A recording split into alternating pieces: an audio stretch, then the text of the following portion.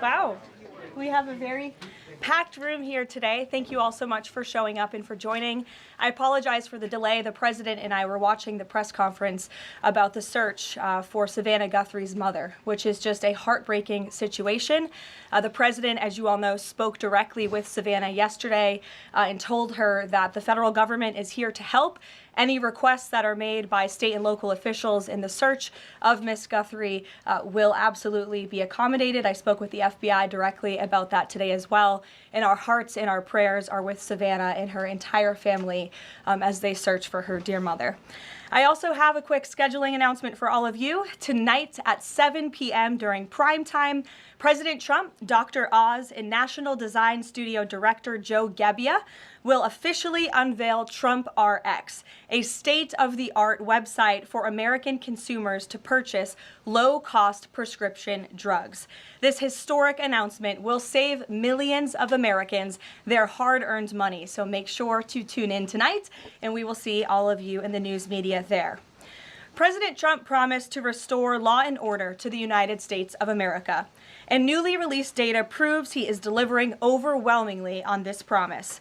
A study from the Council on Criminal Justice shows that the murder rate across America's largest cities plummeted in 2025 to its lowest level since at least 1900. Again, let me repeat, to put this in perspective, this marks the largest single-year drop in murders in recorded history.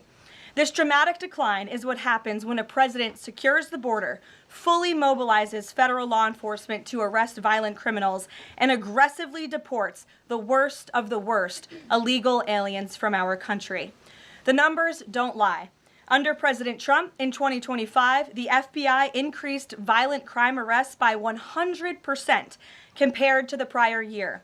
The FBI also conducted more than 67,000 arrests from Inauguration Day 2025 to January 20th, 2026, which is 197% more arrests than the same period previously. The FBI also disrupted 1,800 gangs and criminal enterprises, a 210% increase from the year prior. The FBI has arrested 1,700 child predators and more than 300 human traffickers across the country. Since President Trump took office, 6 of the FBI's top 10 most wanted fugitives have been captured.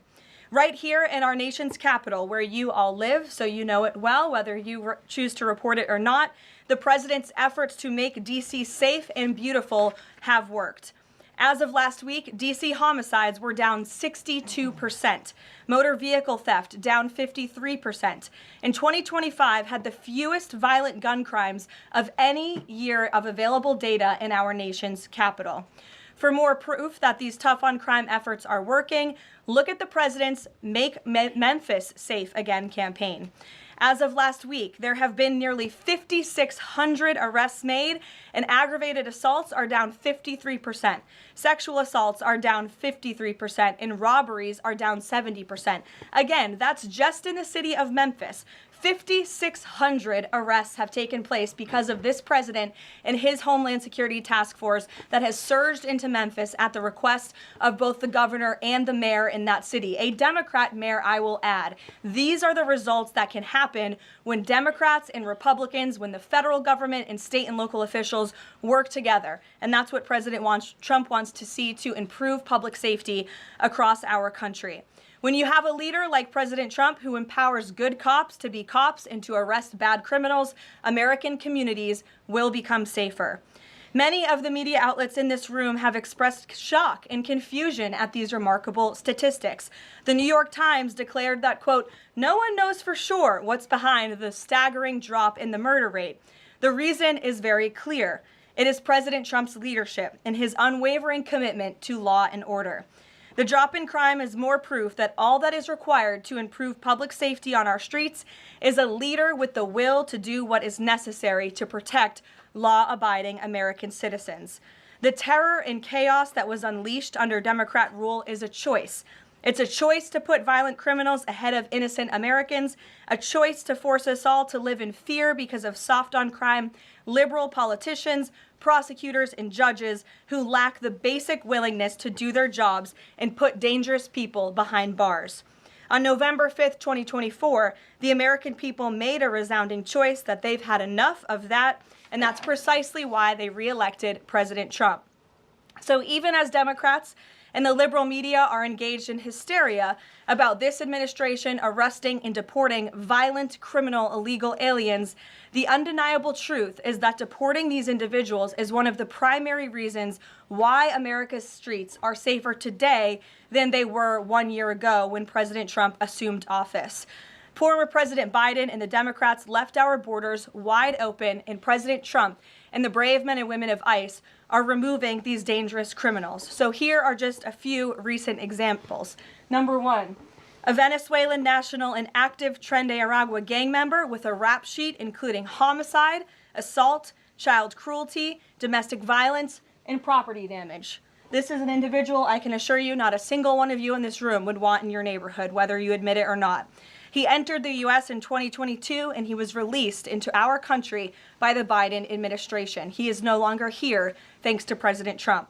An El Salvadorian national and known MS-13 associate, previously convicted of homicide, conspiracy to commit homicide, and kidnapping, arrested for arson, battery, armed carjacking, and assault. He entered illegally in 2016, was released by the Obama administration, and ICE just arrested him on January 8th, 2026. This example shows you how many criminal illegal aliens have been roaming American streets freely because of a lack of attention to this matter from the previous administration, and President Trump is cleaning up their mess. A Cuban national and blood gangs member convicted of multiple homicides and robbery. ICE arrested him on October 27th and removed him on January 6th, 2026. Arresting and deporting these types of illegal criminals is precisely what the American people voted for. And despite desperate recent attempts by Democrats and those in the media to undermine the president's deportation agenda, these efforts are failing. Brand new Harvard-Harris polling shows overwhelming support for President Trump's efforts to protect law-abiding citizens from criminal illegal aliens. Nearly 8 in 10 Americans say criminal illegal aliens should be deported. A solid majority also support deporting all illegal aliens, regardless of additional crimes. And more than 2 in 3 Americans back the Trump administration's common sense requirement that state and local officials cooperate with federal authorities and work to hand over criminal illegal aliens in local jails for swift deportation.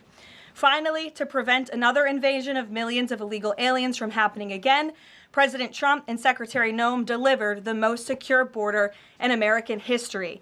0 illegal aliens were released into our homeland over the past 9 months. This is a truly remarkable achievement. Again, 0 illegal aliens released into the country in 9 months. This is staggering, and it deserves more attention from all of you. Overall, Customs and Border Protection recorded the lowest total encounters in agency history. Daily encounters have fallen by 95%, averaging just 250 apprehensions at the southern border a day.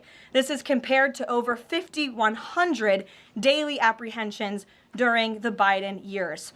It's a night and day difference because we finally have a president who enforces the law and lets our law enforcement do their noble jobs of protecting our homeland. When President Trump campaigned on making America safe again, this is exactly what he meant, and the numbers and the results speak for themselves.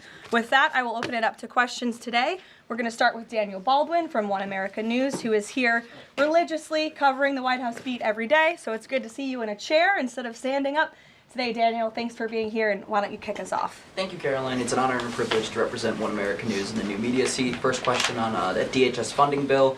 Funding runs out in the better part of 8 days or so. Democrats, at least verbally, are very dug in.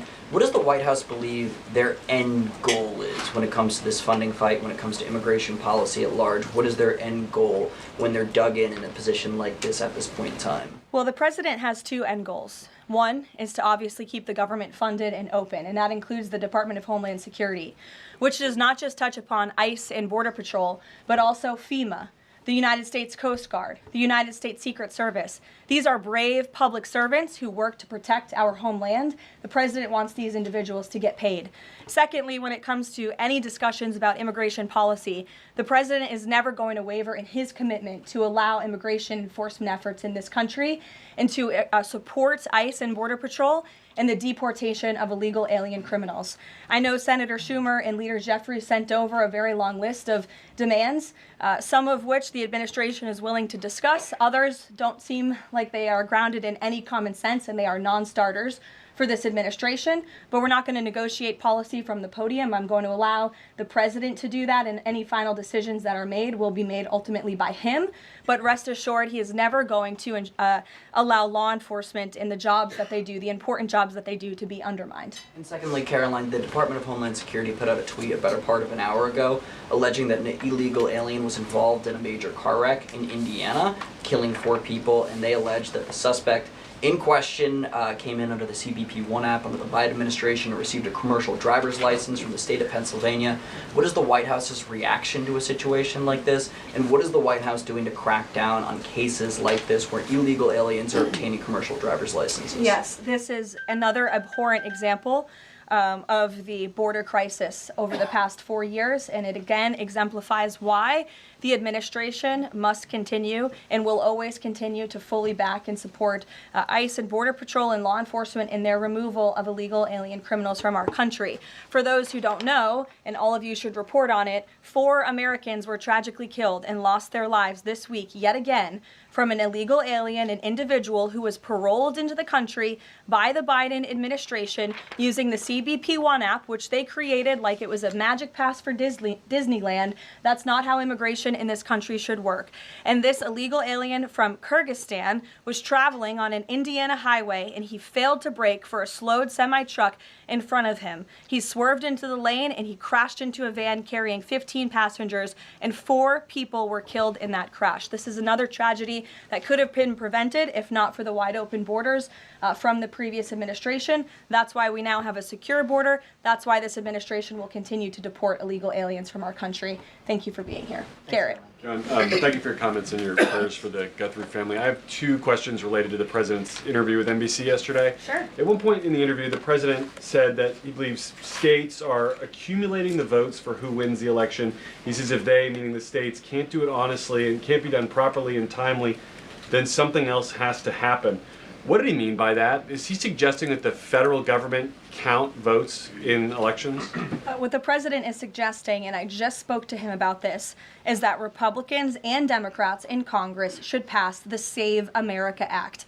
This piece of legislation is going to ensure that states are abiding by federal election law by removing non-citizens from their voter rolls. In addition, the Save America Act will require voter ID to vote, and it will require proof of citizenship to register to vote.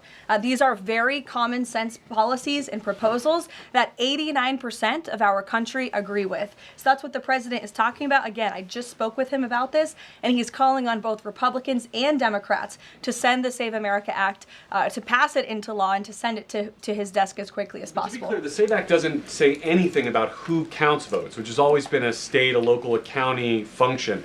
Why does he keep talking about somebody else, presumably the federal government, counting votes? Because the SAVE Act directs states to remove non-citizens from their voter rolls. And we know in states across the country, the president is right to point this out. In states like California or in places like New York City, non-citizens are allowed to vote in state and local elections. And the federal government should absolutely do away with that. I don't think a single person in this room, if you really are being honest with yourselves, should agree that non-citizens should vote in American elections, no matter where that election is up and down the ticket. And so this is a piece of federal legislation that will help states ensure the integrity and the sanctity of their elections, and that's what the president wants. Peter. Thanks, Caroline. President Trump posted about Nancy Guthrie that he is directing all federal law enforcement to be at the families and local law enforcement's complete disposal immediately. What should we expect to see from the federal government in coming days in the search to find Nancy Guthrie? It's a very good question, Peter, and it's why I was on the phone with the FBI earlier this morning to ask that. And what they told me is that the FBI, again, is at the disposal of the state and local government. Whatever personnel or assets or resources that the state and local authorities and police need will be granted to them at the direction of the president, the FBI director, and the attorney general. A different law enforcement issue. The FBI just found 1,000 samples inside an illegal biolab in Las Vegas. It is linked to a different biolab that was previously raided. There are ties to China. What does the president think the CCP might be up to here? I haven't spoken to him about this specific investigation from the FBI, but I'm happy to, and I'm sure he's very glad that this is something the FBI discovered, and we'll make sure anyone who is involved in illegal activity will be held accountable. And just one more about this weekend. At the Mar-a-Lago Super Bowl party, after the first two quarters, are the TVs going to be on the halftime show with Bad Bunny or the halftime show with Kid Rock? I think the president would much prefer a Kid Rock performance over Bad Bunny, I must say that. Jennifer.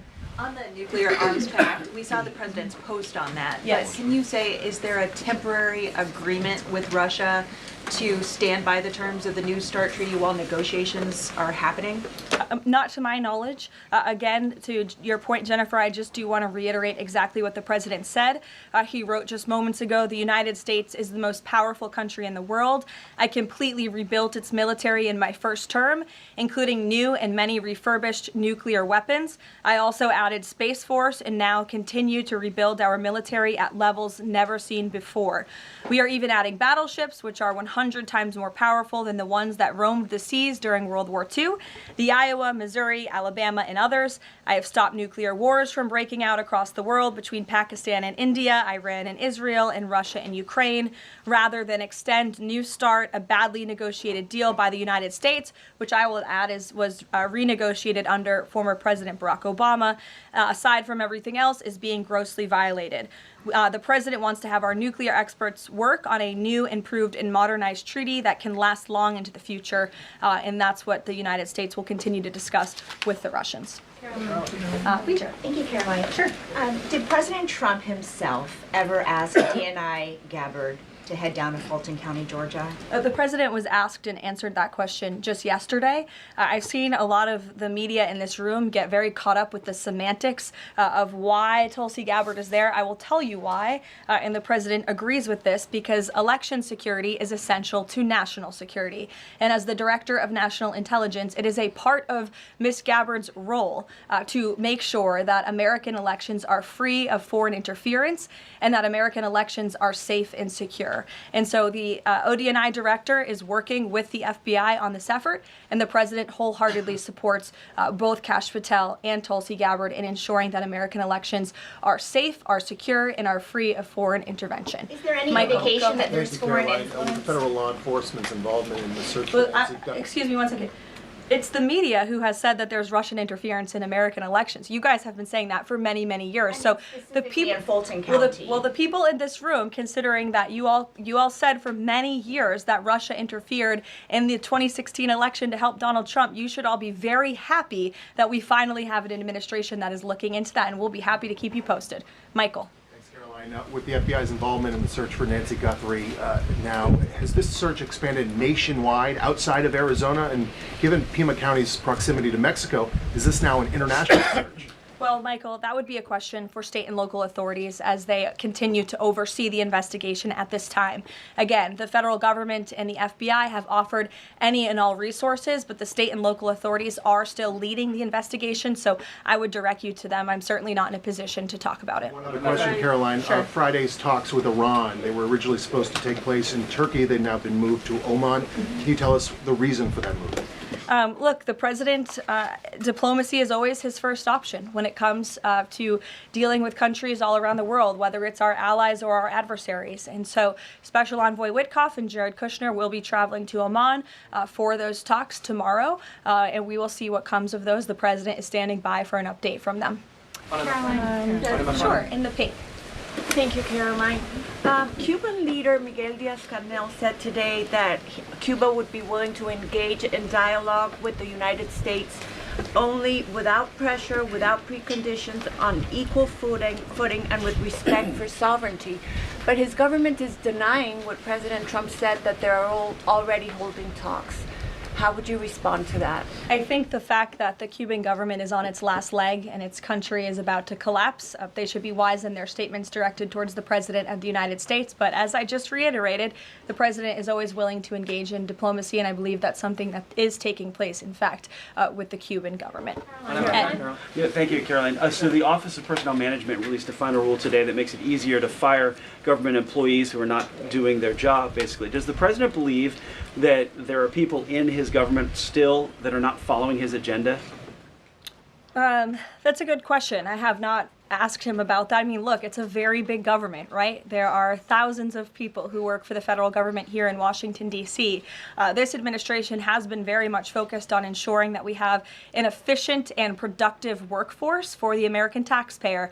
There's not a day that goes by where we don't show up and realize we are public servants working on behalf of the American people, and everybody in the federal government best have that mindset, or they won't be welcome to work for this administration. So I think it's a good thing that the Office of Personnel Management put this rule out. I think if people aren't doing their jobs, if they aren't showing up for work, if they're not working hard on behalf of this president, they're not welcome to work for him at all. The New York City mayor is dealing with a $12 billion budget deficit. If he texted President Trump, would the president bail him out?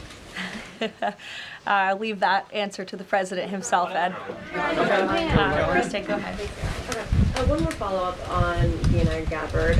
You have said that the president supports the fact that she was there, but last night when he was asked about it, he said he didn't know why she was there. He didn't say that he directed her. Can you clarify on that? Did she go by herself and he learned later and supports it? Well, did you look at the full entirety of his response? I was in the room for that NBC interview, Kristen, and he just said exactly what I told you, which is that election security is essential to national security. We need to ensure that our elections are free and are fair and are free of foreign interference. And he spoke about how Ms. Tulsi Gabbard is involved in that effort. So you're taking like the first three words that he said to one question and not looking at his entire response. Follow up on what you said about foreign interference. You talked about 2016 and Russian interference, but what we've learned from these Georgia officials is what was seized by the FBI were ballots from 2020 in this Fulton County election center. Do you have any evidence that there was international interference in the 2020 election in this election center? What I do have evidence of, and what the media seems to be undermining, is why Tulsi Gabbard is there in the first place. And I would point you again to federal law that clearly assigns the DNI and the office with the statutory responsibility to lead counter intel matters related to election security. This includes assessing risks to election voting systems, software, voter registration databases, and more, and analyzing foreign interference. And the ODNI is responsible for supporting the White House interagency action to secure our elections through intel analysis and vulnerability assessments. And they should be routinely collaborating with agencies like the DHS, the DOJ, and the FBI. So as for that question, it would be better suited to ask the Director of National Intelligence herself in her office. But what I'm telling you is that it is more than appropriate. In fact, it is Tulsi Gabbard's job to ensure that our elections are safe and secure. And that's exactly what she's been doing on the ground in Georgia. And I don't understand why anyone in this room, considering you're all American citizens, I believe, and like to vote in our nation's elections, should have any problem with that whatsoever. Now, thank you, Caroline. The president said that the administration should take a softer approach on immigration enforcement. He's also suggested for months that some migrant workers should be spared from these raids based on what they're doing. Is the administration going to continue to conduct large worksite raids as it seeks to target violent criminals? And can you clarify, is the federal government going to continue doing these deportation operations in blue cities where authorities say they don't want them? Well, first, again, to the president's answer yesterday, the full context of his answer was that he'd like to see a softer touch, but we are always going to remain tough. That softer touch the president is referring to is that cooperation that is necessary between state and local authorities and federal government authorities to ensure that we can continue deporting illegal aliens from our communities without tons of agents having to go after one illegal alien. If the states and the local governments just turn over their illegal aliens to ICE at jails, as they should be doing, it requires one agent to deport that one illegal alien who can then go on their way to their home country in a peaceful manner. The escalation that we've seen take place in Minnesota is a direct result of the refusal of state and local officials to cooperate with the federal government and with ICE, which has led to these hostile and dangerous environments. And so we don't want that. Again, the president wants direct cooperation, and that's what he was referring to. As for worksite raids, I don't broadcast any future action that may or may not happen from the Department of Homeland Security. But again, the president's focus and the administration's focus is on targeting illegal alien criminals, especially those who have committed heinous crimes in our country, as evidenced by the few illegal aliens that I just shared with you here today. Will ICE and Border Patrol avoid going to other blue cities where the local officials are saying, we won't work with you, we don't want you here? Well, first of all, those local officials should be wanting to work with ICE. Why would any official, whether you're a Democrat or a Republican, want murderers and predators in your city? It makes zero sense. It's an untenable position.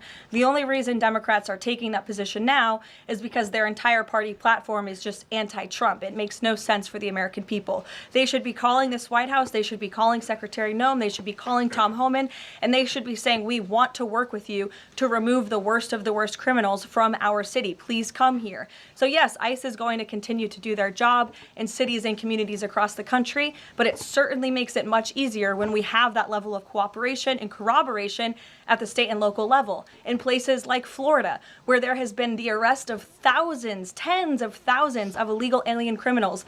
None of you talk about that, or none of you hear about that, because these operations are going seamlessly and peacefully. Why? Because there is an intimate cooperation between the state government and the federal government, and that's what the president wants to see in all 50 states. In the whites, yes. Hi, thank you, Caroline. Over the weekend, President Trump said that he was giving a serious look at endorsing in the Texas Republican Senate primary.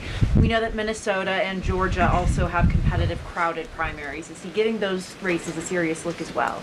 Well, I'm not allowed to speak from the podium on any future political endorsements the president may or may not make, but I know that he is watching all of these races across the country quite carefully. I won't get ahead of him on any potential endorsements.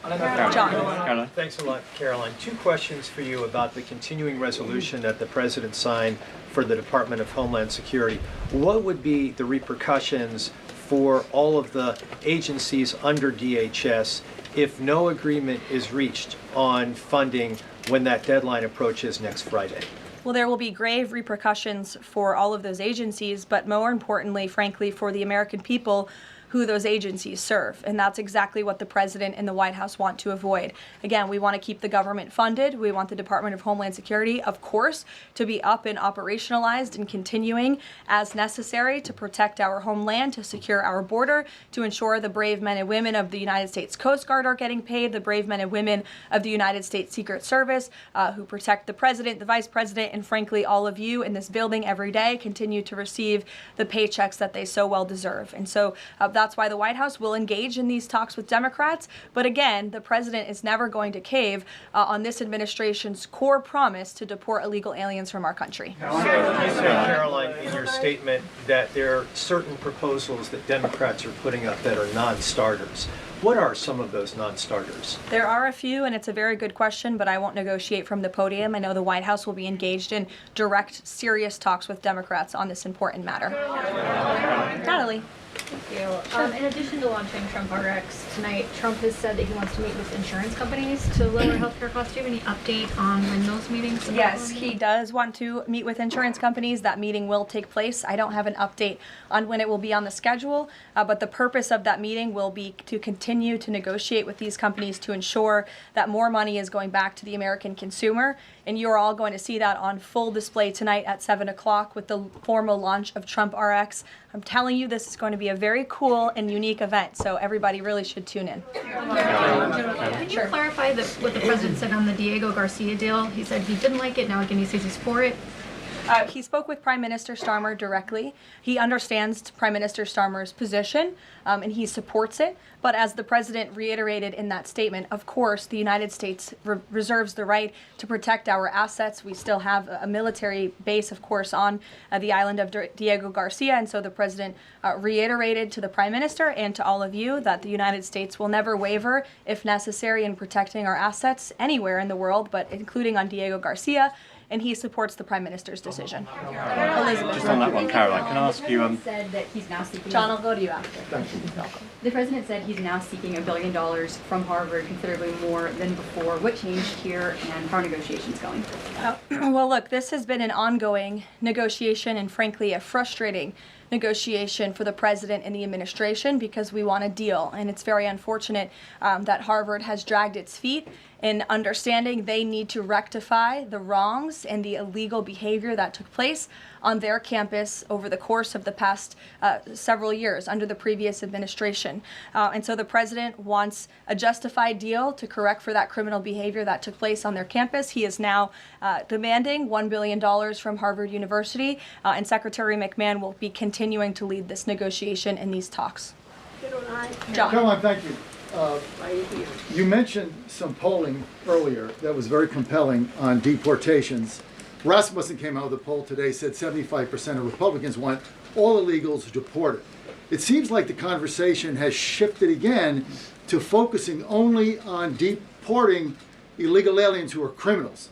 Is the president still committed to deportations of the 20 million illegals that came here under Joe Biden, or are you starting to see that back?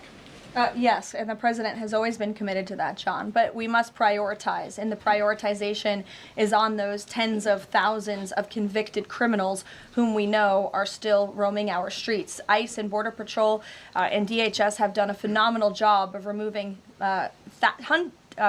tens of thousands of them. Actually, nearly 1 million people have been deported from our country over the past year, 2 million additional self-deportations. So nearly 3 million people have left the United States. But again, as you pointed out rightfully, Joe Biden and the Democrats allowed approximately 20 million people into our country illegally.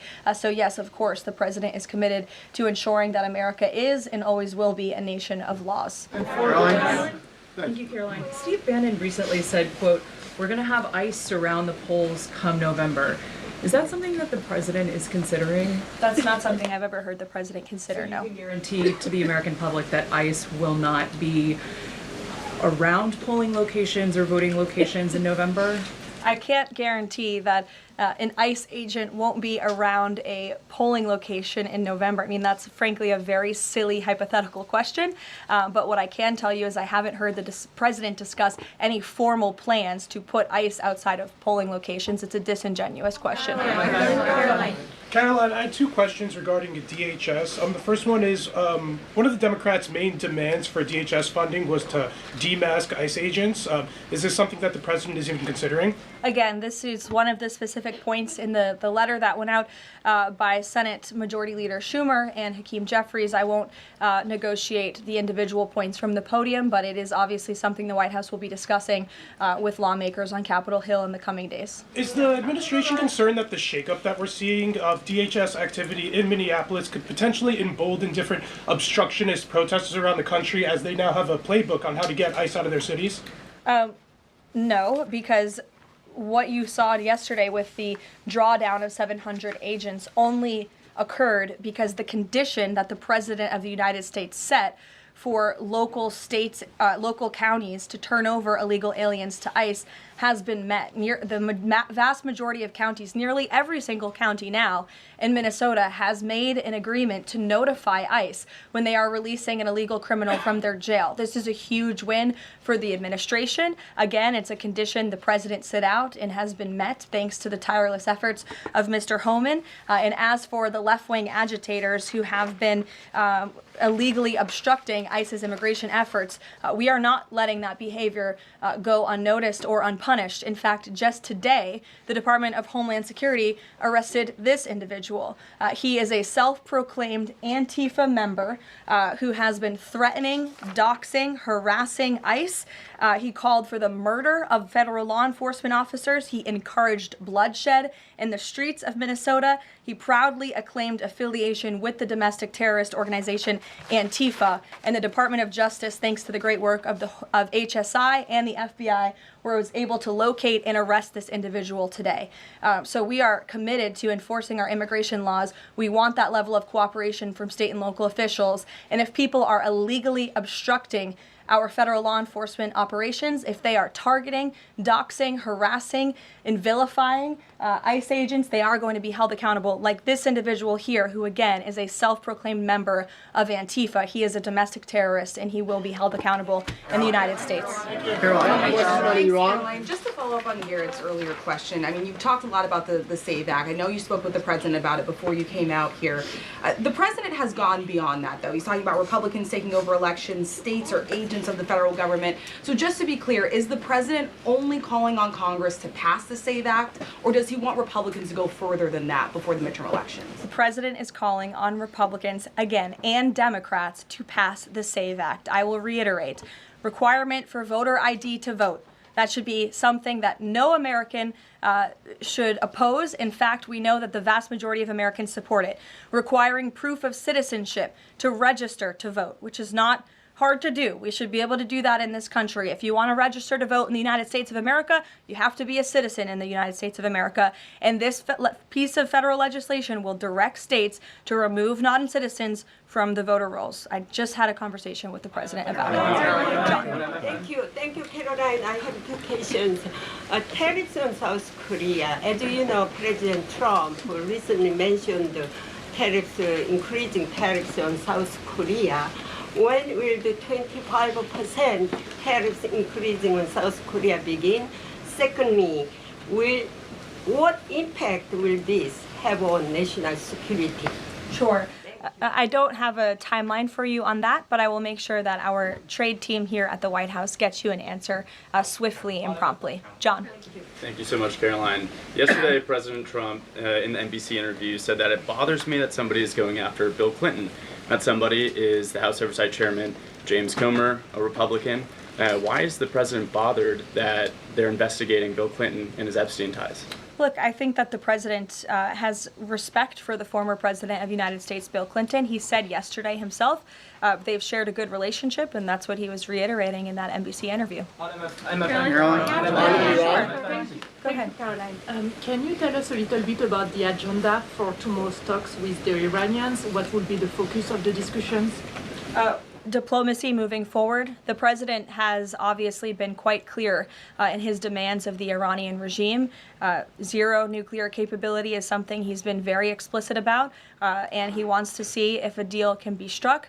And while these negotiations are taking place, I would remind the Iranian regime that the president has many options at his disposal, aside from diplomacy, as the commander-in-chief of the most powerful military in the history of the world. Take one Washington Examiner. Go ahead.